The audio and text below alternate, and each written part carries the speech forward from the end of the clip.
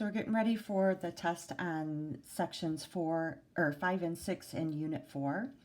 And just a reminder that your test is very similar to this, so make sure that you are understanding what the directions mean in each of the problems. So for number 1, it says to use Descartes' rule of signs to determine how many positive x-intercepts and negative x-intercepts that the function can have. So for f of x, so x is positive, I'm looking for sign changes. And my sign changes, I start with negative and I go to positive, so there's 1. And a positive to negative is 2, and then a negative to positive is 3.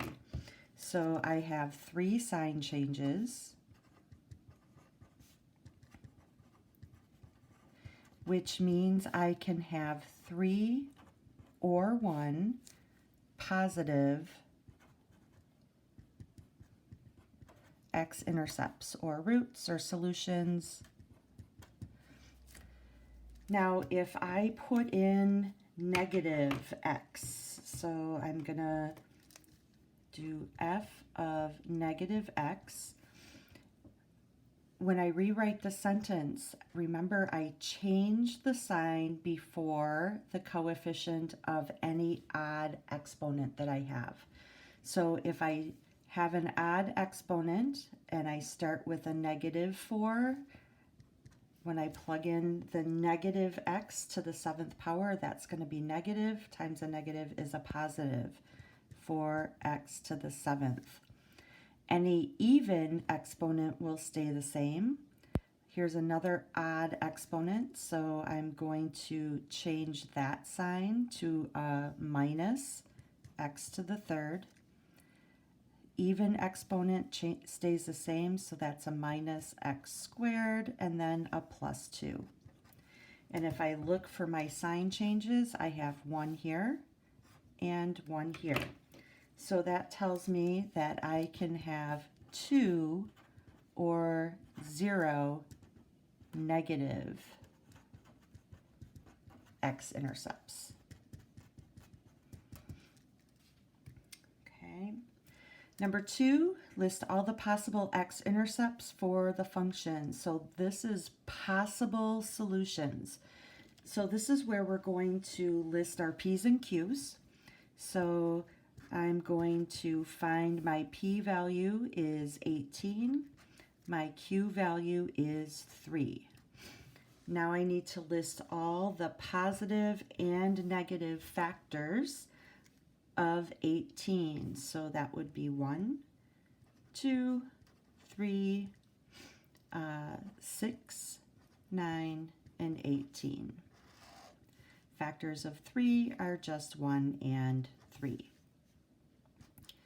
So now I take all of these whole numbers, and when I divide them by 1, I get whole numbers. So I have 1, 2, 3, 6, 9, and 18. Now I need to take each of those and divide the top number by 3. So I'm going to have 1/3, 2/3, 3/3 is 1, 6/3 is 2, 9/3 is 3, and 18/3 is 6. All right, so I have positive and negative values of 1, 2, 3, 6, 9, 18, 1/3, and 2/3. In number 3, it asks if x minus 1 is a factor of that polynomial. And to determine if it's a factor, I need to divide it into the polynomial and see if I get remainder 0. So I know that my 0 of the factor x minus 1 is 1, so I'm going to use 1, and I'm going to write my coefficients. Now, looking at my exponents, I have a 5, but I'm missing a 4 and a 3 exponent, so I don't have a 4th or 3rd power, and then I had 2, 1, and 0. So my coefficients will be 3 for the 5th power, 0 4th power, 0 third power, -1 second power, 2 first power, and 18 is my constant. Bring down the 3. 1 times 3 is 3. Add. 1 times 3 is 3. Add again. I get 3. 1 times 3 is 3. Now I get 2. 1 times 2 is 2. Add, I get 4. And because I didn't come up with -18 here, I get remainder 22. So I would say that x minus 1 is not a factor.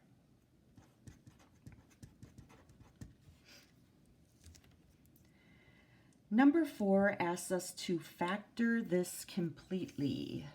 All right, so I should have up to 4 factors. I'll have 4 solutions, so I can get 4 factors. If I look at my sign rule, I'm going from positive 2 to negative to positive, so that's 2 sign changes, 3, 4 sign changes. So I can have 4 or 2 or 0 positive roots. If I plug in f of -x, I have an even exponent, so this is positive. An odd exponent would make this sign change to a positive. Even exponent, this is positive. Odd exponent, this is going to change to a positive, and this is a positive. So you can see I have all positives, so there is 0 negative roots.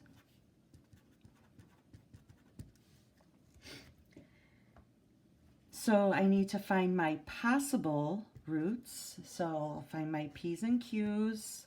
My p is 20. My q is 2. Factors of 20 are 1, 2, 3, 4, 5. Not 3, sorry. I was on a roll there. 1, 2, 4, 5, 10, and 20. And I'll divide that by 1 and 2.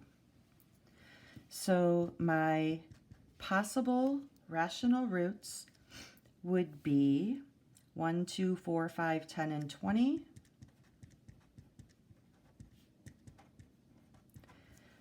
Then I'm going to divide those numbers by 2, and the only one I really need to add is 1/2, because 2 divided by 2, all of these, oops, I have a 5/2 that doesn't reduce to something that's already there. 10/2 is 5, 20/2 is 10. So these are my possible rational roots, and I did give you a hint that if you have a lot of roots, or if you're short on time, you can plug the equation into Desmos and find an x-intercept that you can use as a root. And I found that 2 will work. Okay, so I have an x-intercept at 2, and I will use 2 to do some division here.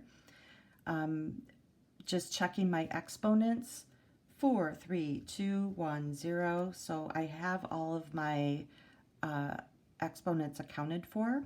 I'll start with 2, then I have -19, then I have 57, then -64, and then 20. Now I'll bring it down. 2 times 2 is 4. -19 plus 4 is -15. 2 times -15 is -30. Add down and I get 27.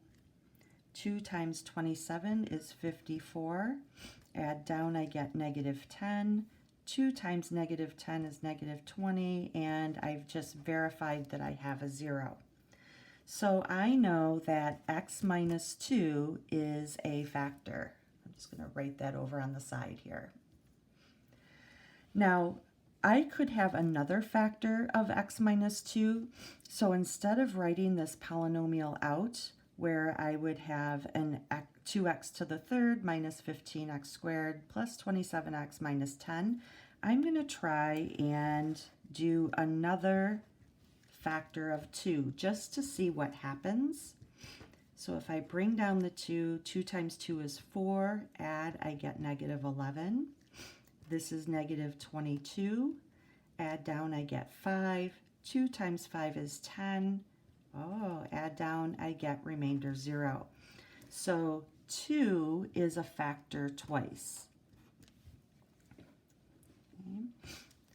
So then I'm left with a polynomial, actually a quadratic, where I have 2x squared minus 11x plus 5.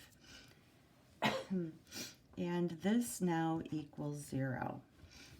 So if I look at this, I could, to solve this quadratic equation, I could use the quadratic formula, but I can also look and see if I can factor this.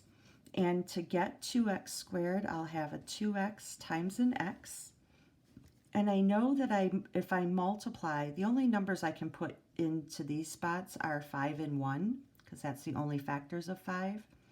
But I know if I multiply 2x times 5, I get 10x, and then another x right here.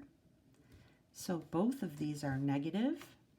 So just to verify what I did here, I have 2x squared minus 10x minus another x is minus 11x, and negative 1 times negative 5 is positive 5.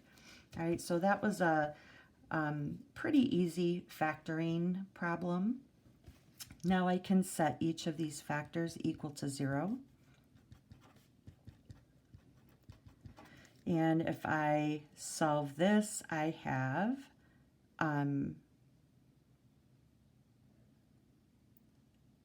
and actually, I didn't even have to do this because I'm really just looking for factors. All right, so if I was looking for solutions, I would add 1 and divide by 2, so x would be 1/2. And here, x would be positive 5. And if I just look at these numbers and go back to my possible rational roots, 5 is a possible solution, and so is 1/2. So again, I really just needed the factors here. So 2x minus 1 is a factor, and so is x minus 5. Okay, so these are all of my factors of the function that we have here. Number 5 asks us to find the polynomial of degree 4 that has x-intercepts at 1, -2, and -3i. Well, if it's 4th degree, I know there needs to be 4 factors, or 4 roots. So I have 1 is 1, and then I have 1 at -2, and then -3i has a conjugate pair at positive 3i. So my roots are 1, 2, -3i, and positive 3i. And if I put those now as factors, remember it's x minus the root, so I have x minus 1, this is minus 2 here, so this would be x plus 2 as a factor, x plus 3i, and x minus 3i. All right, so now I just need to multiply, and just kind of looking ahead, I think it would be easier to multiply our 2 binomials that we know will get a trinomial here, and then multiply our binomials that have the i's in them in just a minute. So I will multiply x times x is x squared, x times 2 is 2x, minus 1x is plus 1x, and then minus a 2. Here I know that I have x times x is x squared, and then if I multiply x times minus 3i, minus 3ix, and x times positive 3i, that's plus 3ix, that middle term's going to cancel out. And then I'm left with 3i times negative 3i, which is negative 9i squared. And with I squared being negative 1 times negative 9 is a plus 9. So now I need to multiply my binomial and my trinomial together. I'm going to kind of work backwards here. So I'm going to have x times x squared is x to the 4th. X squared times 1 is 1x squared, or cubed. X squared times minus 2 is minus 2x squared. Then I'm going to work with the 9 times x squared is 9x squared. I'll line that one up. 9 times x is plus 9x, and 9 times negative 2 is minus 18. And now I just need to add my like terms, and I'm left with x to the 4th plus 1x to the 3rd plus 7x squared plus 9x minus 18. And that is my 4th degree polynomial with those factors. And number 6. Number 6 asks me to find all the real and imaginary values of x. All right, so I know that I have 4 roots. Put that down here. And if I look at my sign changes, I start positive, negative, that's 1. Negative stays the same. Negative to positive, that's 2. Positive to negative, that's 3. So I know I have 3 or 1 positive roots. If I look at my negative sign changes, f of negative x, I'm going to have an even exponent, so this sign doesn't change. Odd exponent will change to a plus. Negative will stay the same. This is a first power, so this sign is going to change, and this will stay at negative. So I only have one sign change here, so I'm going to have exactly one negative root. Okay. And I'm going to write my P's and Q's up here. I don't know how much room I'm going to need down here.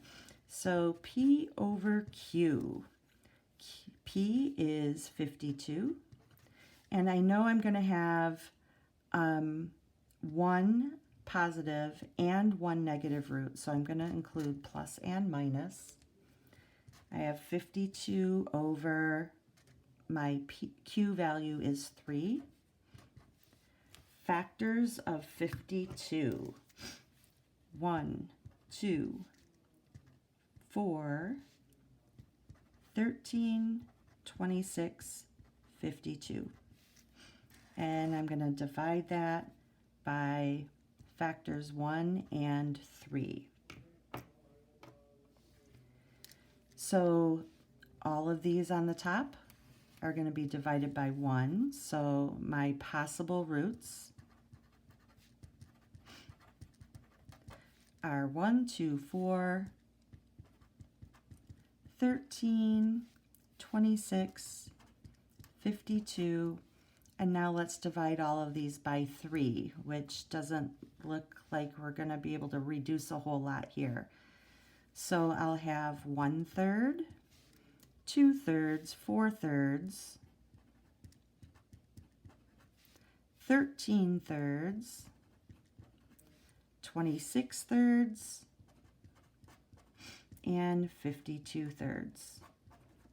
And really, I have so many of these that don't reduce because 3 was not a factor of the top. So I'm not able to divide and simplify any of those. So I have positive and negative, all of those roots. 2, 3, 4, 5, 6. Looks like I have 12, 24 roots on these. So I definitely want to use a little hint with Desmos. And when I graphed Desmos, I found that -4 was a root, and so was 1/3. So I know I have a negative and a positive root, one negative and one positive. And then by that time, after I divide through on all of these, I should have a quadratic, and that will help me determine what my other roots are going to be. So if I do synthetic division with -4 and use the coefficients, I have all my exponents 4, 3, 2, 1, 0. So my coefficients are 3, -1, -9, positive 159, that's a large number, and then -52. I'll bring down the 3, and 3 times 4 is 12, minus 1, that's 11. -4, oh, wait a second. Is it? Yep, it was negative. So this would be -1 plus -12 is -13. I'm glad I caught that now. So -4 times -13, positive 13. Nope, that's -13. -4 times -13 is positive 52. -9 plus 52 is 43. Now I have -4 times 43 is -172. Add these two numbers together, I get -13. -4 times -13 is positive 52. And when I add these together, I get remainder 0. All right, so -4 was a factor. Now let's try 1/3. Now I'm going to leave my coefficients here because if I write the sentence, I'm just going to have to take those coefficients again. So let's keep those there. I'll bring down the 3. Now I'm going to multiply by 1/3. 1/3 of 3 is 1. And add down, I get -12. 1/3 of -12 is -4. And I'm going to add down, I get 39. 1/3 of 39 is 13. Add down, I get 0. All right, so with my factors I have x plus 4, x minus 1/3, and what I'm left with is 3x squared minus 12x plus 39. 3x squared minus 12x plus 39. If this is a quadratic equation, I can, looking first, kind of lower those numbers by factoring out a 3. And I have x squared minus 4x plus 13. So now I'm going to use the quadratic equation. If I just write that up here, remember that is to find my x values. I have minus b plus or minus b squared minus 4ac over 2a.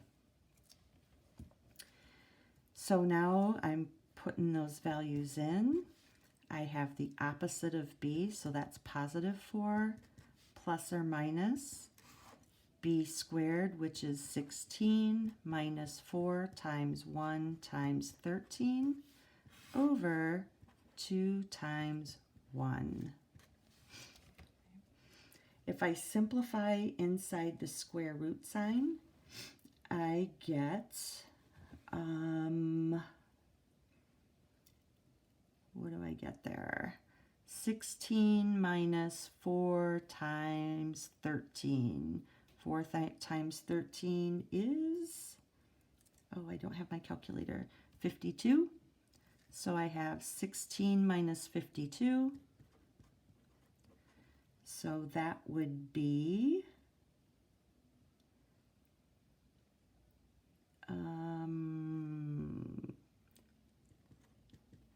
12 minus 6 is 6. 4 minus 1 is 3. So this would be negative 36 in here. I don't know why I was making that so hard on myself. So this is 4 plus and minus the square root of negative 36 over 2. This is 4 plus and minus 6i over 2. And yes, I can divide both of these, so I will divide by both of those. And I get 2 plus and minus 3i. So my factors are going to be x minus 2 minus 3i and x minus 2 plus 3i. And those are my 4 factors. So I guess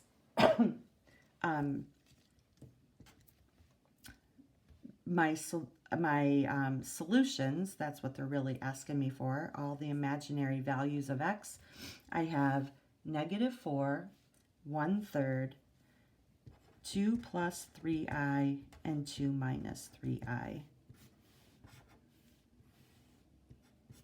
Okay, so those are the solutions. All right, so number 7 asks us to find all the real and imaginary x-intercepts. All right, so looking at this, let's look at our sign changes. So I'm going from plus to plus to plus. So I have, for my signs, f of x is 0 positive roots. Now, if I look at my f of negative x, I have x to the 4th, that's even, so that doesn't change, it stays positive. X squared is even, so that doesn't change, it stays positive. And 50 stays positive. So when I plug in f of negative x, I don't have any sign changes, so I have 0 negative roots.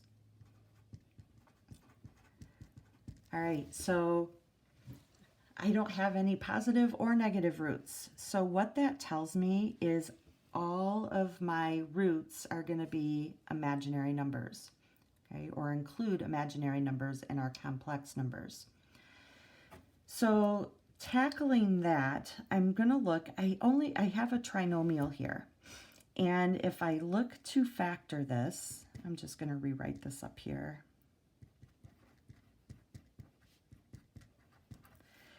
If I try to factor this into 2 binomials, to get x to the 4th, I would have x squared times x squared. And then I think of factors of 50 that can add to be 27. So that could be 25 and 2. 25 times 2 is 50. 25 plus 2 is 27. So these are both plus. And now, if I just check my FOIL, by doing FOIL, I have x to the 4th. X squared plus 2 is 2x squared plus 25x squared, so I get 27x squared. So I'm just verifying that my factoring is correct. So now with this, I have two quadratic equations. So I have x squared plus 25 equals 0, and I have x squared plus 2 equals 0. X squared is negative 25. I'll square root both sides, and x is plus and minus 5i. Over here, I have x squared is negative 2. Take the square root of both sides. X is plus and minus I square root of 2. So I do have 4 roots, and they are all imaginary numbers. All right, so if I list them as factors, I would have x plus 5i and its conjugate x minus 5i. I would have x plus I square root of 2 and x minus I square root of 2. So there's my 4 imaginary x-intercepts, and I wrote those as factors. And lastly, number 8, this says to graph the polynomial and find the x-intercepts. We're not doing that. We're not going to graph any polynomials on our test, so I'm just going to skip that one. Yay. With all of this, you should be ready now to take your test on Monday.